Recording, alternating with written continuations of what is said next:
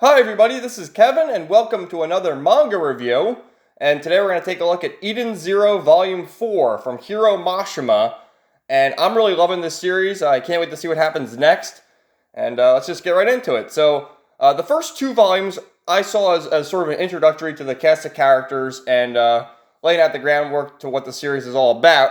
And Volume 3 gave us our first real story arc and the first real purpose of our heroes here, of Shiki and his friends. And now they have the ship, the Eden Zero, and they're venturing across space looking for the shining stars. And of course, you have Witch, who is the first one. She's sort of the pilot of the ship. And with Volume 3, they're looking for Sister Ivory, right here actually, who is on the planet Gils and sort of is like a villainous figure. She's leading this faction of mercenaries known as Rogue Out, and Shiki has met his first real antagonist, Jin, and they were battling in the last volume. And also you had Rebecca was kidnapped by this giant frog named Iliga, and he was turning all the women, he was stripping them of their clothes, and turning them all into furniture and unlike his slaves and whatnot. So Shiki and the friends went to go rescue her, and of course Wise, or Weiss, or Wise, I guess that's his name, Wise Steiner, the professor, with Humara, who also has the power to wield ether gear, and she has like these swords, and well, there was all sorts of great action, and it's getting good. So it ended on a cliffhanger with the chronophage, this giant alien thing, which devours planets and sends them back in time, and it had devoured the planet known as Norma, and it's headed their way. So ended with a bit of a cliffhanger right there, and just jump right into it. So, once again, starts right here with Happy on the ship talking to Witch, and they're like, uh-oh, what are we going to do? We got to go back and rescue our friends. And Witch says, well, we got 30 minutes. We got to rescue the Demon King and his friends. So, of course, these guys don't know that a chronophage is coming in, and they're battling, and great action going on, and so we learned that Jin is like part cyborg, and he can shoot out his hands that are robotics. He fires it right there, and Shiki is pretty powerful himself, and they're going right back at each other, and pretty even match we got going on. So then what happens here is the sister shows up, and she's like, we must dispose of everybody. Iliga has betrayed us. Let's go. And for being like her whole name there, Sister Ivory, and she sort of looks like a nun, and then she takes her outfit off and reveals that. It's like, what the hell is Mashima thinking? And then you got Rebecca wearing her cat suit, because that's her little theme with her B-Cube channel. So she's talking to Pino here, who basically they freed all the girls from Iliga, and they're trying to escape, but they forgot one of them. And she says, well, she's our friend. We got to go save our friend. And Pino doesn't understand because she's a robot. So then you have Humara and Wise here, and they're venturing into the church there, and they find that the real Sister Ivory is chained up to this machine, and that other Sister Ivory is a fake, and basically using the powers of the Sister Ivory that's chained up to use her own powers. And she has the power to heal, essentially. She's a nun, I guess, so she's like, priestly, right? So what happens here is they're firing away, and she uses Jin as a human shield, and you look at Shiki's face, you look at him, oh no, what is he, dead? And Shiki's looking at that like, what's going on? He's on your side. And Shiki, of course, is like this innocent little boy who he's all about making friends. Every person he meets, are you my friend? Are you my friend? And they kind of just shrug it off, but he means well. And then, so Rebecca, looking for the one girl who was kidnapped with her, she goes into the trophy room and sees all the girls turned to stone there as his props. And she's like, what are we doing? And there's Iliga again, the giant frog. And, he's got the one girl kidnapped that she was looking for, and he threatens he's going to kill her. So you got to get on your knees and beg and submit. So what happens is, Rebecca acts fast and saves the day, and they have this moment here where Rebecca is ready to shoot Iliga, and it cuts back to a memory they had when she was training Shiki, how to play video games, I guess, to aim carefully and fire, and they both do it at the same time, defeating their opponents. So, good stuff right there. And then the real Sister Ivory shows up and says, "You think you can go take my powers without asking? I sentence you to the great demon's king's latrine duty." Sister Ivory, there are two sisters? What? So, she's basically like, I was sent here 10 years ago, that's what the real Sister Ivory says, to, do a job, and I was chained up, and you've been stealing my powers, and what the hell's going on here? So, gives a little backstory, and then the real sister defeats the fake sister, and then once again, it's like, what? This is like sacrilegious here. The real sister, the nun, like stripping in front of Shiki. Dispel Driver. So with her power, she's able to cleanse all the girls who were turned into stone, and they're all able to escape. And Jin is healed, of course, because she has the power to heal, and he's looking right there, and Shiki's like, "You should get out of here too. We'll settle this some other time. Please take me with thee, Jin." And he steps on the fake sister. "What are you? You lied to me." "I did not. Don't forget how many times I healed you. All the despicable things I've done for you because I believed you could save clean. But I can. I still have some of sister's power left. I will save all your friends." "Ah!" And he smashes her head right there. "Clean is my little sister. I have no friends." And I think that's the last time we see Jin for a while. But, mark my words, he's going to be back. He's going to be like the returning antagonist. And who knows, maybe he'll be like an anti-hero just because he sort of sees the error in his ways there that he was doing all those horrible things. So the chronophage is coming. There it is. It's about to eat the planet. And they all got to escape. And they're on the ship here. And, Shiki's just yucking it up. "Oh, we made another friend." So as they're on the ship here, Rebecca and Pino are waiting, and they're like, "Where's everybody? Are they going to save us?" And what happens is, the fact that the chronophage is coming to the planet, it's making the ether unstable, and there was this great tree, I don't know if you saw it, on the outside of the planet, right there, and it's sort of like a reference to the Yggdrasil tree, and it's all unstable now, so the whole planet is about to be destroyed, and everything's just going crazy. And then, of course, Shiki to the rescue. "We gotcha, master! You came to rescue me again? Don't mention it. We're friends, aren't we?" "Oh, yeah." So, everyone is all, back on the ship, showing off their cool new powers. And, Wise has the power to, turn the guns into ether, and she's got the swords, like I mentioned before. And now everyone can have their ether power and stuff. To Eden Zero, we're flying! I love this shot right here. It's great. Absolutely terrific. So, now we got a whole crew, and it's good stuff. Here's a great drawing for one of the covers, too, of the Eden's crew. So, what happened is like the chronophage, it sends the planets back in time. With the planet Norma, it sent the planet back 50 years. That's why there's two Wises. There's this young version and then the old professor. And this planet is actually sent 1,200 years back in the past. So everyone on it died. And, you get some more storylines going on here with you see you have E2 and E4. There's 4 shining stars, and now we have 2. And basically the main story arc we got right now is we got to recruit the 4 shining stars. There is Witch, Sister, there is Hermit, and then there is Valkyrie. And they got to find the other 2. And Witch had said that, she knew where Sister was, but she doesn't know where the other 2 are. And then, of course, we have this great, embracement with Happy, because what happened is Happy actually got attacked and needed to be repaired. So Happy and Rebecca haven't seen each other for a few chapters, so that's nice. And Shiki's crying because of all the people that died, and Wise is just like, "What, dude? You got to get yourself together, man. If you're like the head of this ship, what's going on?"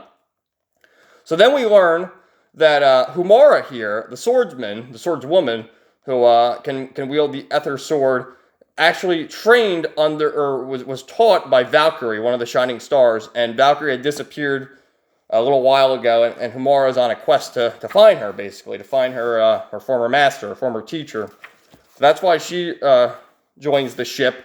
And what had happened is Wise had sort of reluctantly joined last time because he had heard Shiki screaming like a lunatic that Rebecca was kidnapped. So he went on the ship with Humara because, well, she's a hot babe too, and that's what he's all about.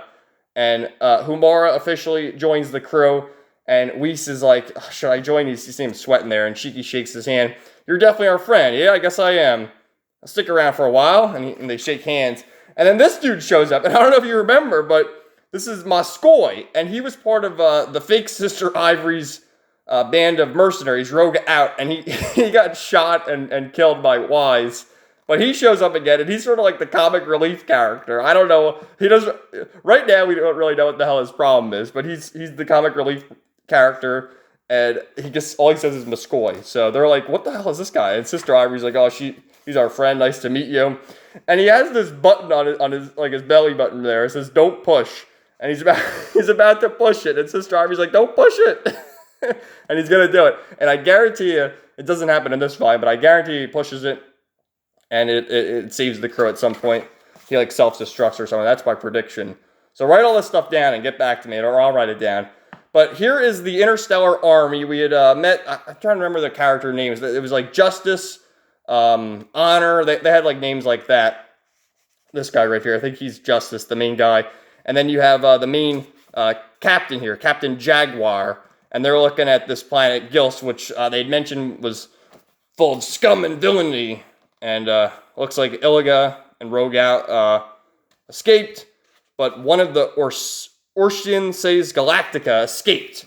Draken Joe, otherwise known as the Dark Alchemist. So it looks like Draken Joe is going to be like this next villain for the next story arc. And just look at him. He escaped that planet. And then you get like the fan service scenes here. So Rebecca was able to also attain power of the Ether Gear by bathing in this spring. You see she's got it on her arm, and Humara is doing the same.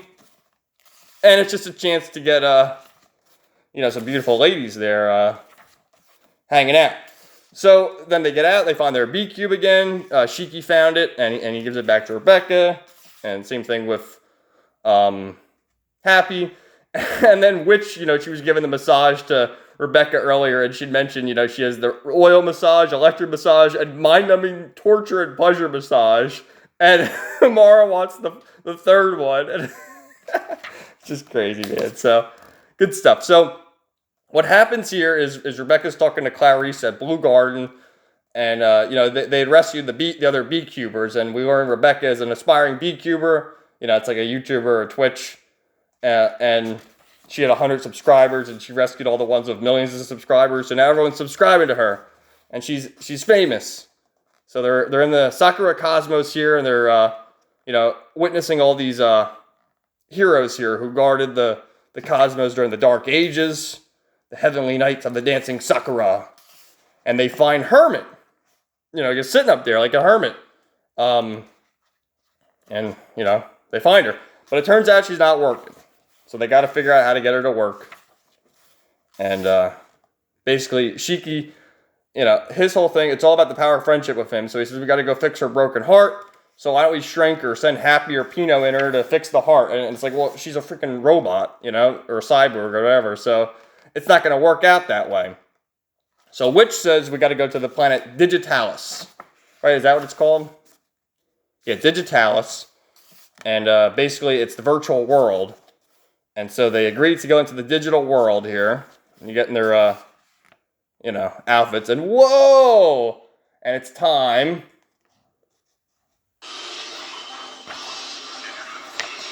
They're getting digital. There you go. There's my little sound effect. But anyway, they got to create their avatars here. And Rebecca and Happy just have their normal avatar. She's like a, kitty, basically, with her ears.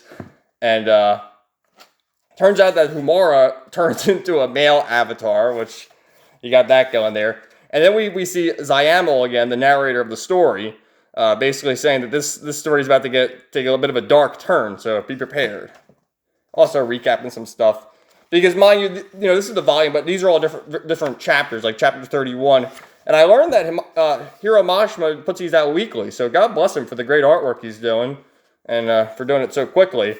And then, guess who that is? We see Wise. I gotta figure out, I'm gonna call him Wise. I keep messing up his name. But Wise is taking the avatar of a female, basically, so that he can fulfill his fantasy. And he's like, "Oh, come on, we're girls. We can take a bath together." And Rebecca's like, "What the hell? You're still a dude in there." And then Pino takes like a cat person robot as well. And then Cheeky's like, "Yeah, I just picked how I usually look, right?" Some good stuff. So they make their way. Basically, they're looking for Hermit, who's in this planet. And they're talking to NPCs, and they're just sort of spouting the same stuff over and over again. So they gotta, look for the real characters, because the NPC had mentioned that there's been more online players joining than normal. So you got Wise here doing his pose to attract the simps, and then you see this shadowy guy. I want a woman. What? The new woman. I know she's here. Shah. Not for me. I can kill an NPC and not get banned, because I'm a chosen player. Ha ha ha. So who the hell is this guy? He's like the next new villain. And here's some more fan art. And Witch, obviously looking at Hermit, trying to get her to work again. And then they find this dude, who turns out to be a boss monster. And he mentions the fact that there's a bad guy in here killing everybody. And he's the mass murderer known as Jamilov, and he appeared in the He has appeared in Krista. That's the town, I guess. And he's killing everybody. So they're like, all right, Jamilov is probably looking for Hermit, so we gotta go and stop him. And you can see this NPC just got killed. And look at him, just the shadowy figure this dude is. My dear player friends, I'm gonna kill you all. Ha ha ha ha. And then he shows them. This is where the narrator mentioned that it gets sadistic. So these are all actual players, sort of like Shiki, Rebecca, Wise, and Humara. And he shows that he's killed them all, and you're gonna witness them die for good. So I guess this is like if you die in the game, you die in real life, which they do. And he mentions that he works for Draken Joe, who you saw before with the Interstellar Army. They're after him. He's like this next big bad guy, and he escaped the planet Gilst, and he has all his minions, it appears. So that's it right there. It ends with Hermit obviously being alive, and she's waiting for everybody. And she mentioned Ziggy, who was the Demon King that had the 4 shining stars at some point, and I guess abandoned them. So you have that right there. Great to be continued. I can't wait to see what happens with this guy, with Jamilov, and we'll see about Draken Joe. Let's see him again. Where was it? It was like the end of one of the chapters here. Right here. So he's like the next big villain, the Dark Alchemist. And then Moshman is afterward, which I love reading these. He mentions about Moskoy, this dude who just says, Moskoy. He's going to stay around and be important for later. So we'll see what happens. But I love it. This series is great. Like I said, I'm going to be trying to do 2 reviews a week. I got volume 5, and we'll be checking that out. Once again, they're going to, obviously this will probably be in the digital world the whole time, because you see they're in their digital costumes. I don't know who that is, though, because there's Rebecca. So maybe that's another new character. And that's Jamilov. That's not Draken Joe. So, we'll see what happens next time. Like I said, there's 11 volumes right now, so I hope to get caught up soon. I'll be your thoughts in the comments down below, and stay tuned for more videos coming soon. Have a great day, everybody.